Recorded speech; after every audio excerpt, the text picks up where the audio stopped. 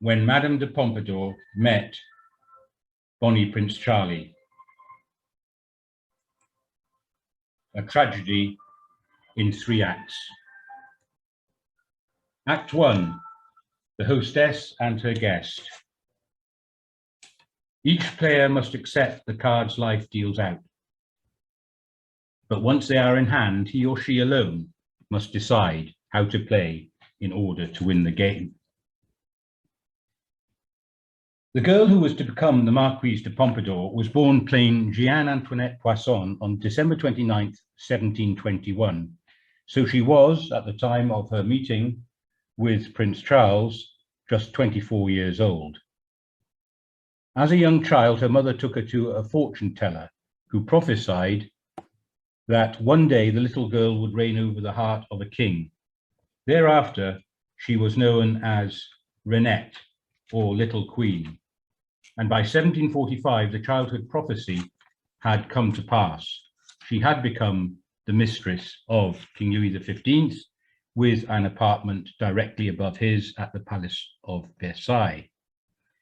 The newly ennobled Marquise de Pompadour rapidly became the most influential figure at the French court, playing a leading role in the French Enlightenment.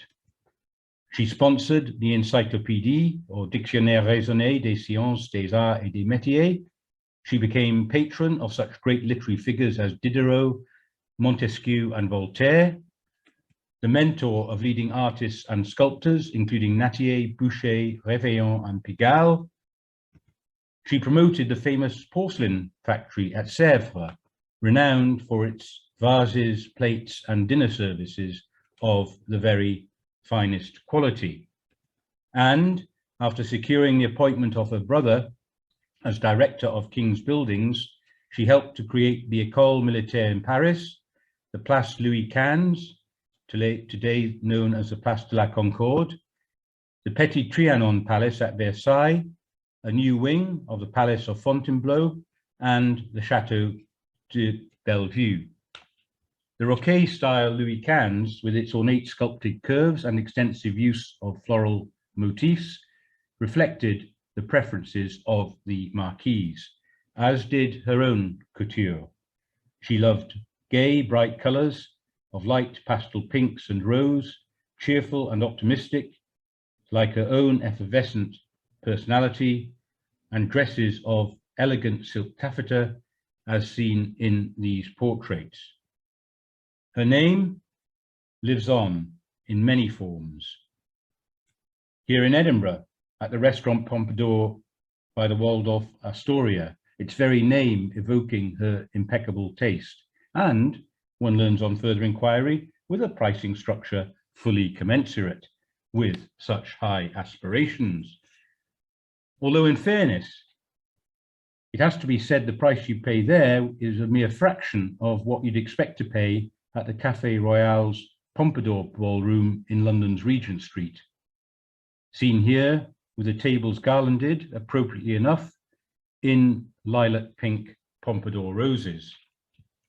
La Rose Pompadour, a rose so delicate and subtle and with a scent so heavenly that it was said to be a divine inspiration. The Marquise Cut Diamond, originally commissioned by Louis XV as a personal gift for her, its shape inspired, it is said, by her sensuous lips. Indeed, even her hairstyle, the bouffant pompadour, with the hair swept up and back, popularized in modern times by none other than the king of rock and roll himself, Elvis Presley. One contemporary website illustrates no less than 50 different variations, including the 4 seen here.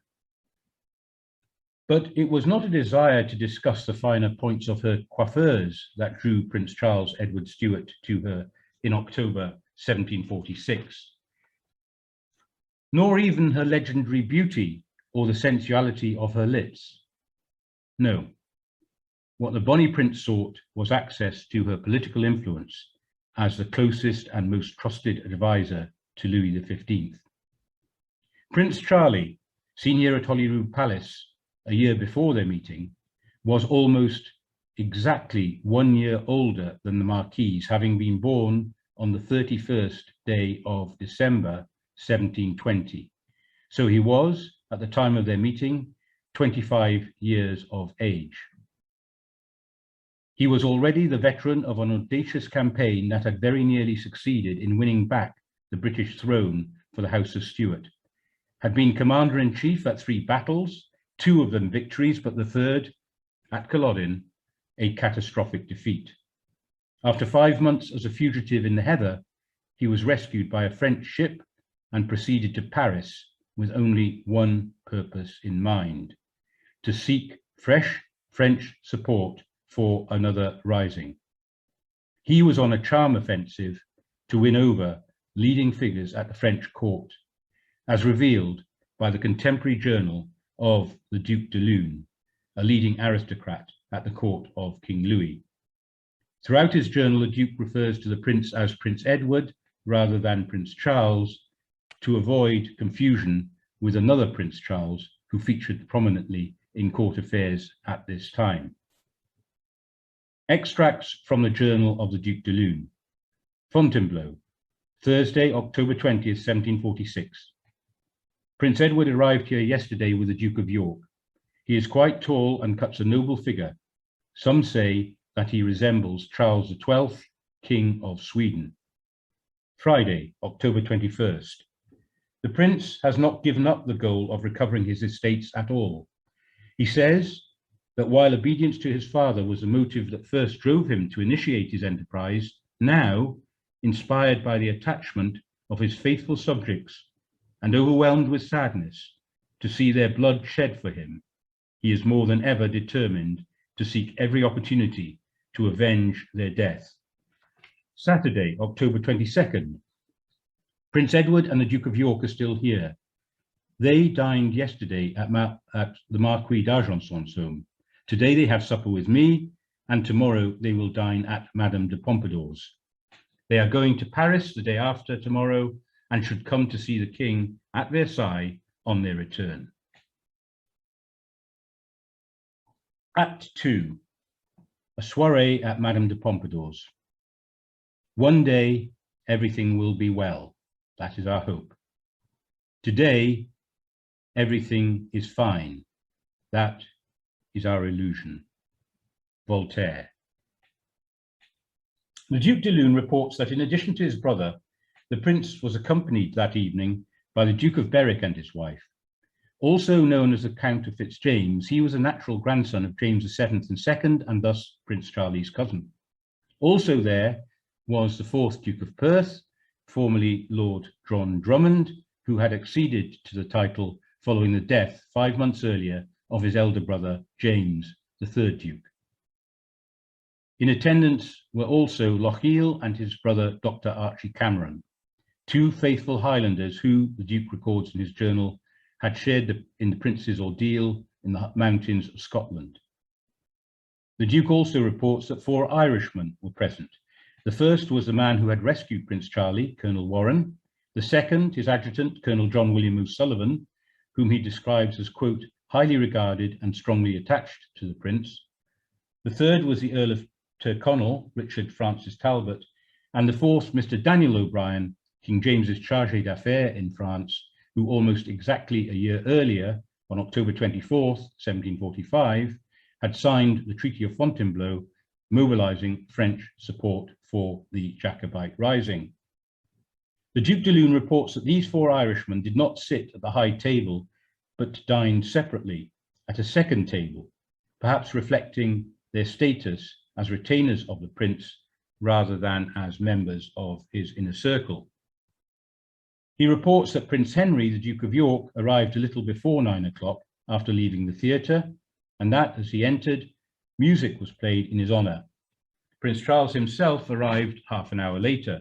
They sat down to dine at 10 o'clock with a meal accompanied by music. The Duke reports that one of the musicians also sang to entertain the 2 princes and that they greatly enjoyed this performance. Commenting on the character of the 2 brothers, the Duc de Luynes writes that this prince is quite serious. His brother, the Duke of York, is of a different character. He talks more, he laughs easily, he appears lively, and loves music passionately. So of the two brothers, it is Prince Henry who seems to make the greater impression on the Duke. It is Prince Henry who is lively and happy, while a brief reference to Prince Charles suggests he is more reserved. One wonders whether the differing behaviour of the two men reflected their very different recent experiences. On the one hand, Prince Henry had never seen conflict and was delighted to welcome his brother safe and well back to France. On the other, Prince Charlie had undergone a difficult ordeal as a fugitive after his catastrophic defeat at Culloden, where he had witnessed carnage and the death of many brave men who had risen for him. One wonders whether these are the first signs that the prince is slipping into depression. Perhaps when he met Madame de Pompadour, Prince Charles Edward Stuart did not put over his case as well as he might. Perhaps it was the prince's temperament as much as his message that raised doubts in Madame de Pompadour's mind, a suspicion that this rather morose figure might be driven more by a desire for revenge, as suggested by the journal of the Duc de Luynes, than by any real expectation of success. Most likely, in my view, the Marquise found the prince personally perfectly pleasant and charming, but had come to the conclusion that politically he was a busted flush, and further French support for his cause would be both costly and futile, and French money would be better spent on her domestic grand projet than on reckless foreign adventures.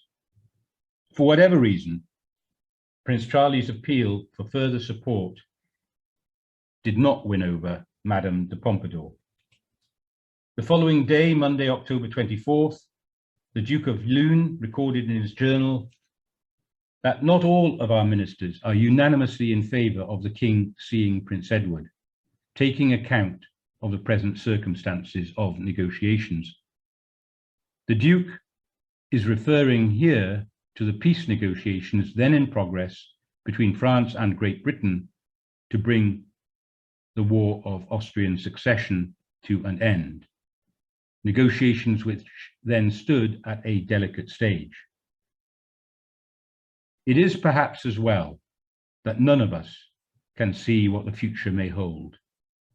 For even as the music played, the conversation sparkled and the champagne flowed that evening at Madame de Pompadour's, the sands of time were running low for those who sat at her high table. Act 3, the long hangover, the morning after the night before.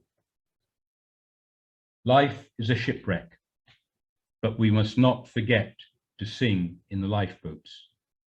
Voltaire. The prince did indeed have his audience with King Louis.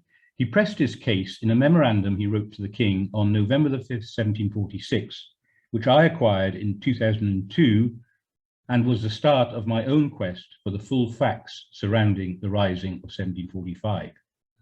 Reproduced in full in its original French with an accompanying English translation in Reminiscences of a Jacobite, and written in the prince's own hand, the memorandum sets out his urgent, some might even say desperate, appeal for support to the king. He writes, "The situation in which I left Scotland deserves your Majesty's full attention.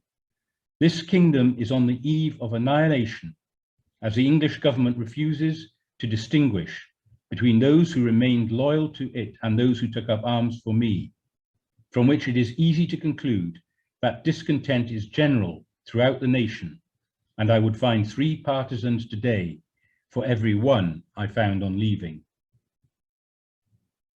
The prince goes on to recount how close his campaign came to victory, and emphasizes that his cause can only hope to succeed with French support. He says, "I have never lacked Scottish subjects ready to fight. What I did simultaneously lack was money, supplies, and a handful of regular troops. With but one of these 3, I would still today be master of Scotland and probably the whole of England. He concludes with an appeal to King Louis to confer on him a corps of 20,000 men so that he can go back to Britain to complete what he sees as the unfinished work of the 45. He says that he will deploy these men in the interests of both France and Scotland, and says, open quote, "These interests are inseparable and must be regarded as such by all those who have the honour of approaching His Majesty and who have the glory and benefit of his kingdom at heart." The king did not respond positively to the prince's request for further support. The peace party, including Madame de Pompadour, sought an end to the war with Great Britain. As General de Gaulle famously remarked, "A nation does not have friends, a nation only has interests." Madame de Pompadour and many of the other ministers of the king concluded that the best interests of the French state would be served by coming to an agreement with the Hanoverian government of King George, withdrawing their support from Prince Charlie's Jacobites. Under the terms of the Treaty of Aix-la-Chapelle, signed in 1748, France recognized the Hanoverian claim to the British throne and agreed to expel Prince Charles Edward Stuart from their country, an act unpopular with most of the French people, who regarded it as a betrayal of a man who had shown himself to be their nation's friend. The prince made one final attempt to regain the throne, the Elibank plot of 1752. When that failed, he declined into depression and alcoholism, dying years later, a pathetic shadow of the man who had so nearly won the throne in 1745 and was hailed as a hero on his return to Paris in October 1746. His story is the tragedy of a man who is not himself evil, but who, through his actions, unwittingly destroys the lives of the very people he seeks to help. Of the men who sat around him at Madame de Pompadour's table that October evening, the Duke of Perth, Lord John Drummond, died at the siege of Bergen-op-Zoom less than a year later. Buried in the chapel of the English convent at Antwerp, his memorial there is long since lost. Donald Cameron, the gentle Lochiel, was dead within 2 years, having never fully recovered from wounds sustained at Culloden. He is buried in a cemetery at Berg, precise location unknown. His younger brother, Dr. Archie Cameron, was the last Jacobite to be executed in 1753 for his part in the Elibank plot. His last mortal remains were buried in secret at midnight to avoid public unrest. They lie in the Savoy Chapel of the Strand in London, where 2.5 centuries later, in 1993, we in the 1745 Association erected a plaque to his memory so that he might not be entirely forgotten. And what of Madame de Pompadour herself? She still had some years of glory before her, but as the ancients said, the glories of this world are fleeting. Her gamble that withdrawing French support from the Jacobites would lead to a permanent peace with George II's England proved misplaced. The Treaty of Aix-la-Chapelle was only a temporary respite. In 1756, war between France and Great Britain broke out again and ended in a strategic victory for Great Britain in the struggle for global primacy. Had Prince Charlie been successful in securing a Stuart restoration with French support, it seems likely that there would have been no war, because the two nations would have been allies rather than enemies. As it was, the 7 Years' War between 1756 and 1763 resulted in the loss of France's colonies in North America, the loss too of French Canada, the consolidation of British power in India, the destruction of much of France's naval power, including more than 1,000 French merchant ships, a sharp decline in French trade, and a deterioration in the already parlous finances of the French state. It is not recorded whether Madame de Pompadour ever expressed any regret for her failure to support the bonny prince, or reflected how different things might have been had his cause triumphed. She did not have her own sorrows to seek. The comfort she sought in chocolates, truffles, and champagnes afforded but transient solace. Her beloved daughter, Alexandrine, was lost to appendicitis in 1754, aged just 10, a devastating loss from which Madame de Pompadour never fully recovered. Her pregnancies by the king all ended in miscarriage, denying her the child by him so dearly desired. She leaves no heirs. As her world crumbled and her health declined, she sought to console the king with the immortal words, Au reste, après nous, le déluge. What does it all matter? After us comes the deluge. Words later seen as a premonition of the French Revolution and the terror that swept away the ancient regime, taking with it the lives of thousands of French aristocrats in the blood orgy of the guillotine, among them Louis XV's successor, Louis XVI, and his queen, Marie Antoinette. But by then, Madame de Pompadour was long gone. She died in 1764.